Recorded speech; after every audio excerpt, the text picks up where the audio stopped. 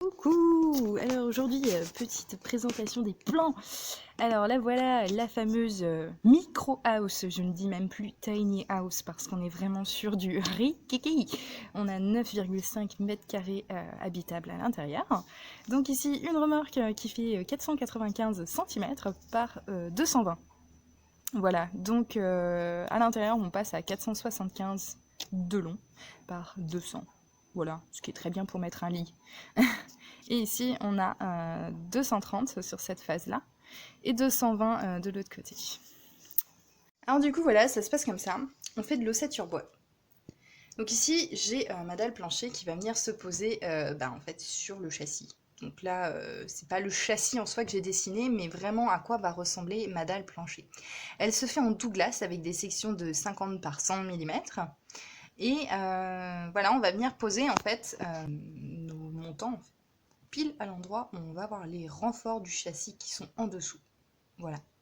Donc ce qu'on a fait, c'est qu'on a mesuré réellement sur le châssis quelles étaient les distances entre chaque montant. Donc là, c'est des distances cumulées à chaque fois. Et on a reporté ça ensuite sur les traverses ici. Alors, je ne sais pas comment ça s'appelle pour le plancher.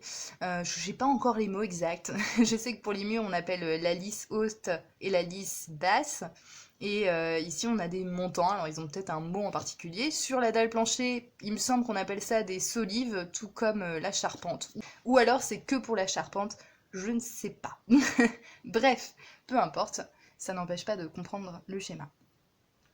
J'ai aussi fait une diagonale que j'ai tracée. Ça permet en fait de vérifier tout simplement si notre rectangle est bien rectangle une fois qu'on a tout assemblé. Voilà, voilà. Et donc pareil pour la charpente. Donc en ossature bois, on essaye d'avoir, si possible, 60 cm entre chaque montant. Donc c'est ce qu'on a fait ici.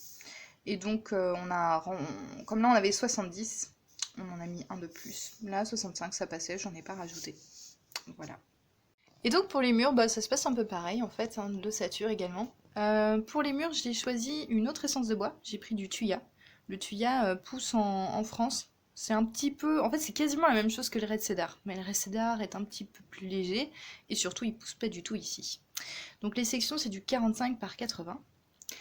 Et voilà, donc ça se présente un petit peu comme ça. Donc grosso modo, on essaye de commencer en mettant du 60 cm entre chaque montant. Et puis ensuite, ça va être un petit peu mes fenêtres, mes ouvertures, que ce soit la porte d'entrée ou les fenêtres, qui vont déterminer ensuite à peu près les distances, quoi. Voilà. Voilà comment ça se passe. Alors au-dessus des fenêtres, ici, avec le charpentier, on a décidé de mettre un linteau. D'ailleurs, je ne sais pas pourquoi, j'ai pas bien fait mon trait. Il me semble que mon trait, il est censé aller jusqu'au bout. Comme ça. Tac, tac. Je sais pas ce que j'ai foutu. Voilà. Et donc, il m'a conseillé de reprendre en fait du Douglas pour faire ce linteau parce que ça a une densité quand même qui est plus élevée. C'est probablement un bois qui est plus fort que le thuya. Voilà. Moins flex, moins tendre. Voilà, c'est à peu près tout. Hein. Et puis, nos pignons. Alors, les pignons, ils ont une légère pente pour que la pluie puisse s'évacuer. Donc, l'angle, il est vraiment pas énorme. Je ne sais plus combien exactement, je crois que c'est 87. Voilà. Et donc, comme il n'était pas très élevé comme angle, finalement mes découpes ici, au bout des montants, là, je les ai pas fait avec un angle sur le côté, comme ça, je les ai fait droit. Parce que ça n'importait pas grand-chose, finalement. Voilà, et donc pour compenser cette petite pente, ici on a donc une largeur qui fait 204 et puis on a rajouté 2 mm, voilà, pour que ça soit bien rectangle tout ça. Enfin rectangle, façon de parler, puisque ici c'est pas rectangle. Mais j'expliquerai au moment de l'assemblage des murs comment je vais faire pour vérifier mes diagonales. Haha, petite astuce. Précision sur ma façade nord, donc c'est l'endroit où je vais avoir ma porte d'entrée. Alors, on va enlever une partie de la lisse basse ici afin que le seuil de ma porte puisse passer pile en fait à fleur de mon châssis. Et puis on va installer une petite bavette afin que l'eau de pluie puisse s'écouler. J'ai choisi une porte qui était quand même une des plus petites en occasion que j'ai trouvée sur le Bon Coin, une superbe belle porte que j'ai trouvée à 200 €. Et elle est en bois et en aluminium. Au top du top quoi.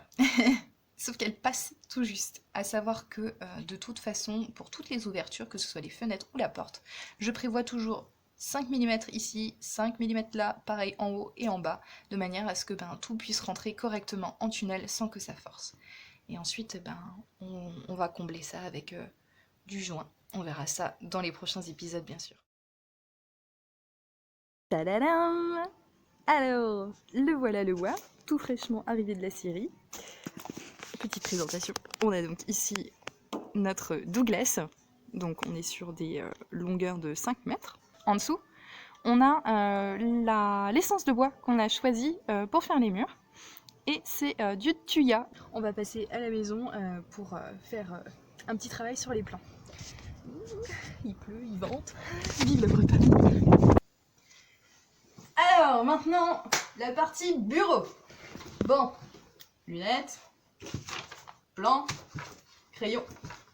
Crayon. Ok, j'en ai un autre. C'est une partie que j'apprécie beaucoup aussi parce qu'elle est vraiment prise de tête. Donc, je disais, on va établir ce qu'on appelle le débit. Donc du coup, ça va se passer comme ça. J'ai fait un petit tableau où j'ai reporté en fait mes murs. Voilà. J'ai mis les dimensions totales que je vais avoir à découper. Et puis j'ai une case aussi où je vais pouvoir noter les chutes à chaque fois sur mes montants de 5 mètres qui vont me rester. Et ici je vais noter le nombre de montants dont je vais avoir besoin pour faire en fait les longueurs que j'aurai regroupées ensemble. Alors je commence forcément par les plus grandes, parce que sinon c'est un petit peu compliqué si on veut optimiser, surtout que je n'ai reçu que 23 montants de 5 mètres, donc vaut mieux que je calcule bien mon truc. Normalement on peut faire ça avec un logiciel. Tout comme le dessin en fait, des plans. Sauf que j'ai pas de logiciel, haha. Donc j'ai fait tout à la main.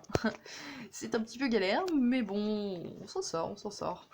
Alors j'ai procédé comme ça, j'ai sélectionné les montants les plus grands en premier, donc je les ai reportés là, 495, j'en ai 4, 2 ici, lisse haute, lisse basse, et pareil pour ma façade nord. Et donc ce que je fais, c'est qu'à chaque fois que je les note sur ma feuille, et en fait je vais les griser. Parce que sinon, les petits bouts, hein, comme ça, ou encore comme ça, on risque de les oublier à la fin, et ça peut être un petit peu embêtant. Donc voilà, et donc à chaque fois que je les reporte, en fait, je fais en sorte de réutiliser mes chutes, si c'est possible.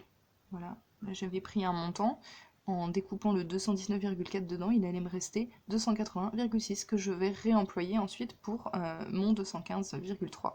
Et donc j'aurai une chute finale de 65,3. Celle-là, je pourrais la réutiliser peut-être plus tard pour mes petits morceaux que j'aurai à découper, par exemple ici, 1x49. Voilà.